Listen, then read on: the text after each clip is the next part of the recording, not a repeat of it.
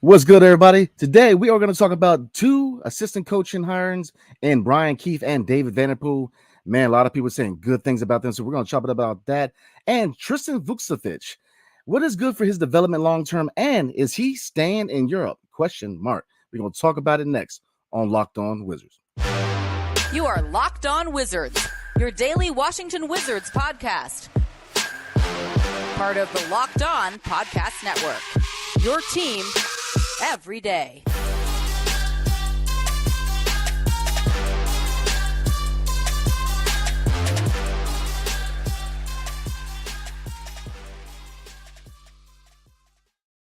What's up, everybody? It's your boy Brandon Scott again with my guy, the real Ed Oliver.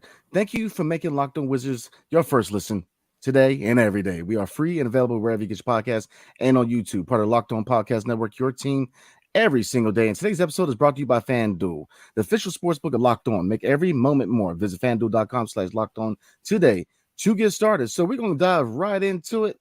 The Washington Wizards made two very significant hiring, and Brian Keefe and David Vanterpool. So I know Dame Lillard said a lot of good things about David Vanterpool, and KD was very high on Brian Keefe. So a couple questions for you. How significant are these hirings? And what does it say about how long is the rope for Wes Unseld as far as next year? I think they're great hirings. I mean, Damian Lillard said, like you said, Damian Lillard said great things about David Vanterpool. He's a local guy, went to Montgomery Blair High School and went to St. Bonaventure, played for the Wizards for a season. So he's got a little bit of familiarity there, some local ties. And then Kevin Durant saying great things about Brian Keefe. Brian Keefe, he talked about, how he's great. He had a big part in helping his development. He said he owes everything to Brian Keefe. And that's huge words from two future Hall of Famers in Dame Lillard and Kevin Durant. And also, CJ McCollum has said good things about David Vanterpool. Every time there was a head coaching vacancy, Damian Lillard always tweeted out, how in the world does David Vanterpool not have a head coaching job? So I think these guys are going to bring great player development, and that's what we're looking for, guys that can develop. Vukcevic, Blau, Jordan Poole is still trying to grow as a leader. Damian Lillard always says that Vanterpool did a great job of pushing Damian Lillard to become a leader, and Damian Lillard has become a good leader for the Blazers. So they're great hires for the player development. Also, for Wes, yes, it does put a little fire to Wes Unseld Jr. because you have guys that have long time experience as assistant head coaches.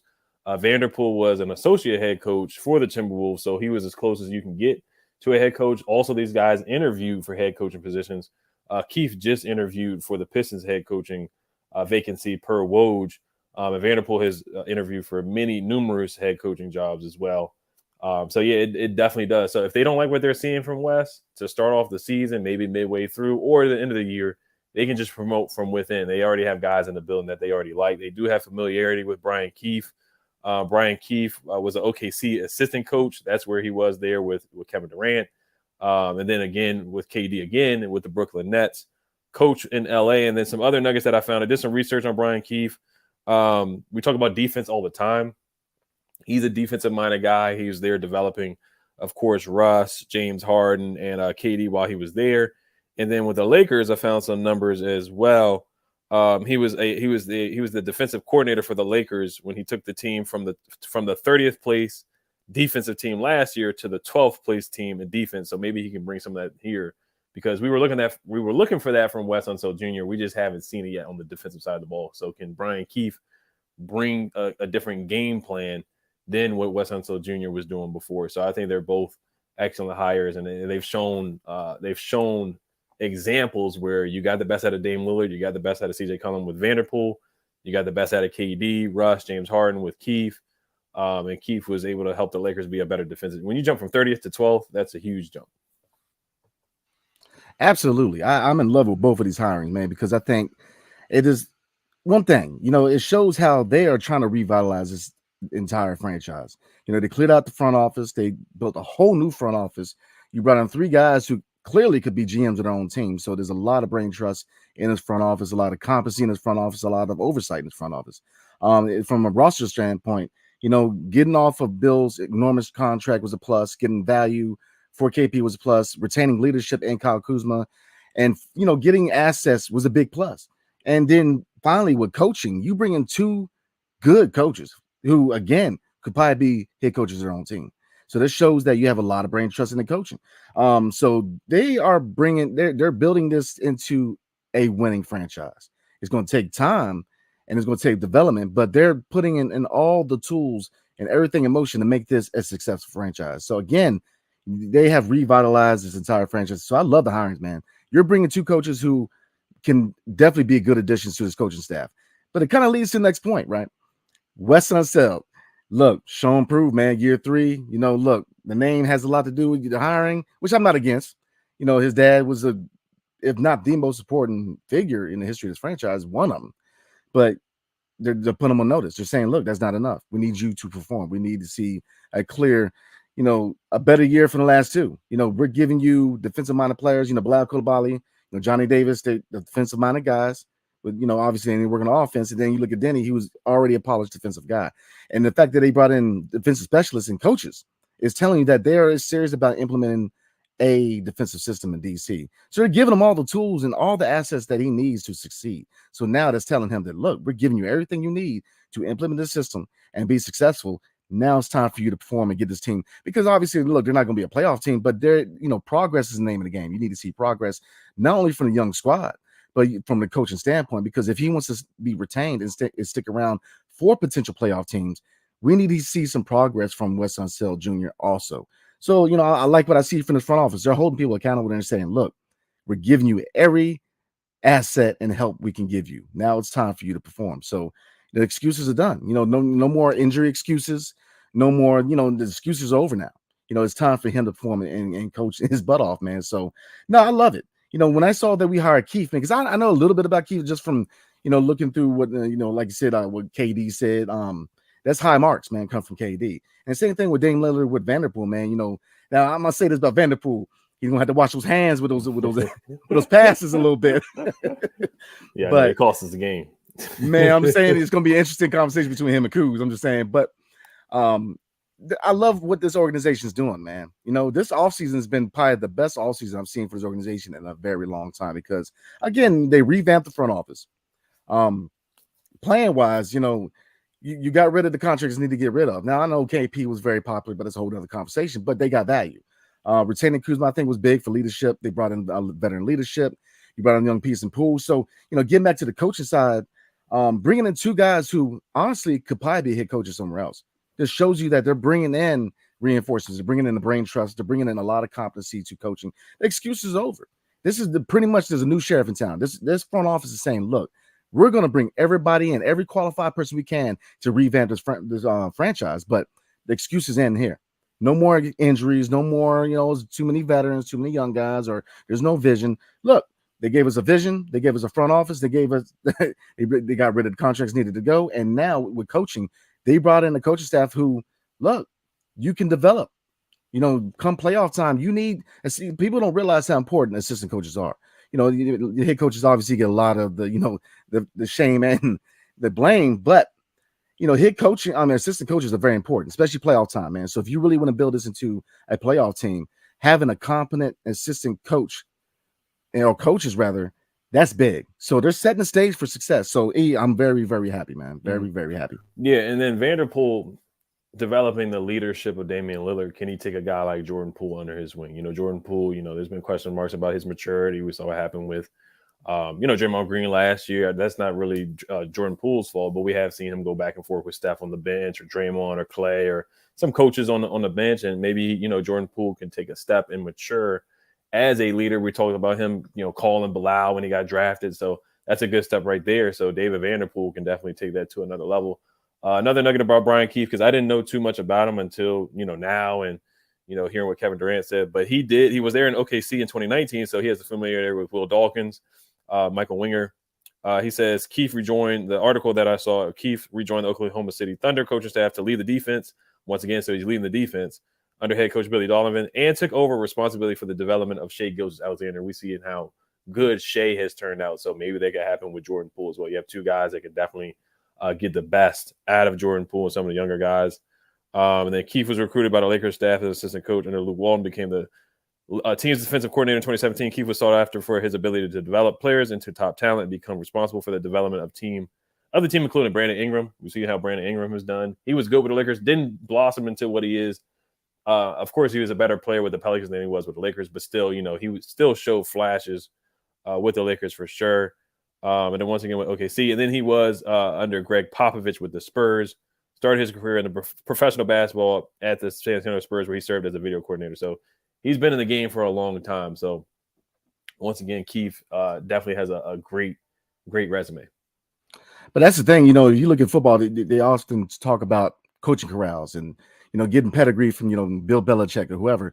The fact that you can't work with anybody better than homie in San Antonio, man. I'm just trying to tell you, Popovich is probably one of the biggest brain trusts as far as coaching in the history of the game, man. He is definitely, if you learn from anybody, you want to learn from Pop. And same thing with Billy Donovan, man. I know he's been in the NBA not as long as Pop, but I mean, just from his days of Florida, where he coached, Bradley Beal, of all people. Billy Donovan is a brain trust that you want to learn from. So again, they're bringing in competency to hit coaching, man. They're setting up every area of this franchise to succeed long term. It's just, the ball's in certain people's courts and the excuses in. So yeah, that's where I'm at, man. Before we move on, I'm very impressed by these hiring because you're bringing in guys who, again, have that pedigree and they know what they're doing. They're going to revamp this defense, man, because I think, look, defense wins championships. I get you need to score, but, they're going to have a really good defense next year. I'm telling you. So we're going to go ahead and move on, man. We're going to talk about Tristan Vukcevic, man. What is his history in the 202? Is he staying or is he going to be loaned out and maybe staying in Europe? We're going to talk about that next. But before we do, tonight's episode is brought to you by FanDuel. Take your first swing at betting MLB on FanDuel and get 10 times your first bet amount in bonus bets up to $200. Good God. That's right. Just bet $20 and you'll land $200 in bonus bets, win or lose. That's $200 you can spend betting on everything from the money line to the over and under to who you think is going to get that first home run of the game. All in an app that's safe, secure, and super easy to use. Plus, when you win, you can get paid instantly. There's no better place to bet on Major League Baseball than FanDuel, America's #1 sports book. So sign up today and visit FanDuel.com/lockedon to get up to $200 in bonus bets. That's FanDuel.com/lockedon. FanDuel, the official partner of Major League Baseball. And thank you for making Locked On Wizards your first listen every day. Every day or tomorrow, we are going to do another mailbag question. So definitely, we're gearing up towards the season, but off-season time. So definitely send us your best questions because we are going to definitely answer them. So tomorrow we're going to get back into mailbag. So, and we're going to get right in the mailbag right now. This, talking about Vukcevic, this actually is a mailbag question. We're going to do a shout out to Wizards-JN. Excuse me, my eyes are all jacked up. 1FG. And the question is, what do you guys think is better for Tristan Vukcevic's development this year? Staying overseas, playing in the G League, or the main roster? And before I answer that question or ask you that question, E, there was a report that his club in Europe is thinking about, I think has he been loaned already or is rumored to be loaned out to a Spanish league team, Parasteri. So I guess we'll get right into it, man. It's not as final that he's being loaned, but what do you think is the best chance for his development? Staying in Europe, maybe G League time, or do you think him backing up Gaff is the best as far as long-term in his career? I think I'm coming here. I mean, it's crazy. I was just thinking about Yannick Zosa. Yannick Zosa didn't even play in the summer league. That's ridiculous. Isu Sanin never played. He never came over. Excuse me, Aaron White. I remember they drafted him. He did play in the summer league one time, but I don't think he ever touched the floor, touched the court, or put a Wizards jersey on for a regular season game. Those are just some of the recent second round picks that I can remember that were kind of stash and draft and stash guys. I'd rather not do the draft and stash route. He wants to play himself. I don't know the contract details, how it works overseas, whether he is obligated or he has to. Can the Wizards still buy him out even when he's still loaned? I'm just not sure. But yeah, I think it would be better for him to play. I think he played well in the summer league. I think he can be productive. I think he can come in and be a stretch five, a good passer, a guy who can finish in transition, can finish lobs and in the dunker spot, and did a Euro step, did a step back three. So he showed some flashes as a second round pick that you don't see a lot from second round pick. So I was excited. I liked the way that he played. I thought he played really well. 15 points in the last game, 8 boards. I thought he rebounded the ball well. Of course, he's I'm not going to call him a traffic cone on defense, but he can bear, lateral movement, has a lot of work on with moving his feet. But yeah, it'd be better to play here. And, if they move Muscala, whether it's now or at the trade deadline, then that last part of the season where guys usually sit and guys are trying to get better draft position. I think he can. They should give him 30 minutes a game, honestly, at that point in like February or March. Just let him play, see what he can do. Right now, he may not be ready to play, 20, 30 minutes right now because, defensively and offensively, still the physicality of the game just getting stronger against other bigs. He's going to be playing against Jokic and Embiid. Who else? Valanciunas, Anthony Davis, Vukcevic, Nikola Vukcevic, the other Vukcevic, not Vukovic, but Vukcevic from the Bulls, and just so many bigs that are just bigger than Steven Adams from the Grizzlies. So he's going to be going up against some bigger, stronger guys to start off. So just getting his feet wet. Gobert, just to name some other bigs that he's going to have to go up against. But yeah, I would bring him over and let him play, man. He needs to play. I think he's ready to get some minutes in the league for sure. Especially with this team, we're thin at the big man spot. It doesn't look like they're going to sign any other guys. So yeah, we need depth, man. We don't have any. If Gafford gets in foul trouble, if he sets an illegal screen, you know how many illegal screens that Gafford set last year. I hope he improves on that. But yeah, we're one illegal screen, and Gafford getting caught for a pump fake for having Muscala have to play 30 to 40 minutes. So I think Vucevic definitely needs to come over and play.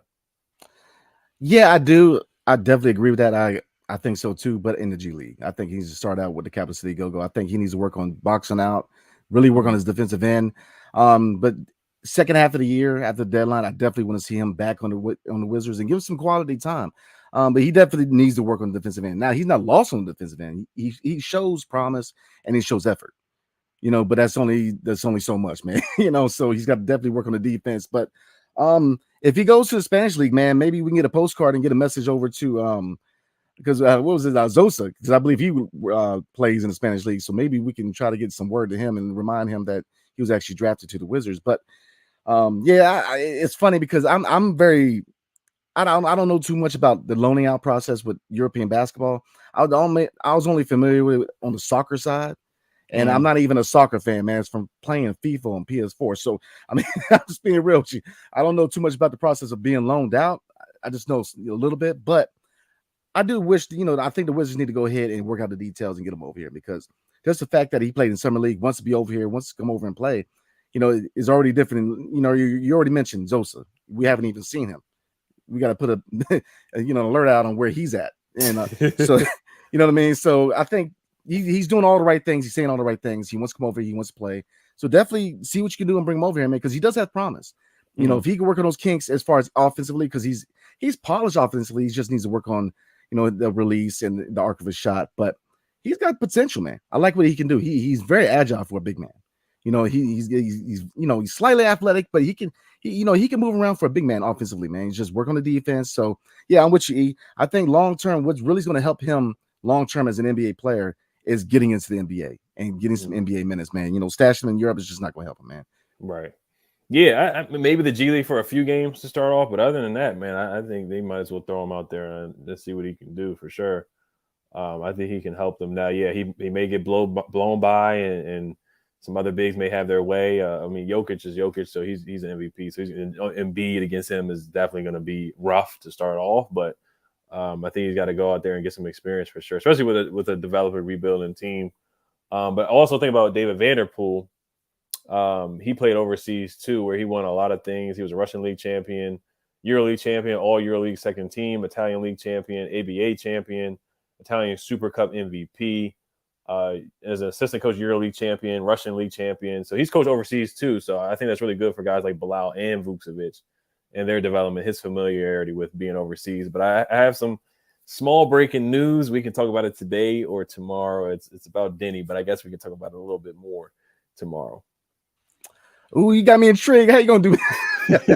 Got me excited, man. Look, but we'll definitely save it for tomorrow, man. But yeah, I mean, before we roll, man, those are good points you brought up. The fact that they have experience overseas, man, that's important for young guys, especially foreign guys who, it's tough coming over here from, there's the language barrier. There's a lot of things that is tough, man. So if you have somebody, especially a coach who's been there, who's done that, who can help with the process, and I'm all for that, because again, they're doing all the right things. They're doing all the right things. That tells me that this front office really got their head on straight, man, because they're, just the fact that they're just I'm wild with this offseason, man. You know, these two coaching hires shows me that, again, they're bringing competency, but two, they're bringing in competency and then letting you know that, look, they can either help you or they can be your replacement. And the ball's in your court, man. So Wes, you know, look, I want Wes to succeed. I do, because his name is synonymous with a very important time in this franchise, which is our only daggone championship.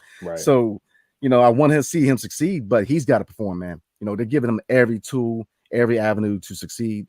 So he's got to perform. So, yeah, man, that's where I'm at. So we're going to go ahead and end it there. But we definitely appreciate y'all, man. Definitely appreciate y'all. Again, send us your best questions, man, because we're going to do a lot of mailbag this offseason, man, because we are gearing up for the regular season, man. So definitely tune in for that. Thank you for making Locked On Wizards your first listen every single day. Every day or tomorrow, we're going to do a couple more mailbag questions. So definitely tune in. Send us your best questions. So, again, we appreciate y'all, man. Like, subscribe, definitely comment below. Let us know how you guys feel. Anywhere you get your podcast, 5-star review will be much appreciated. So, hail to the Wizards and peace. See y'all later.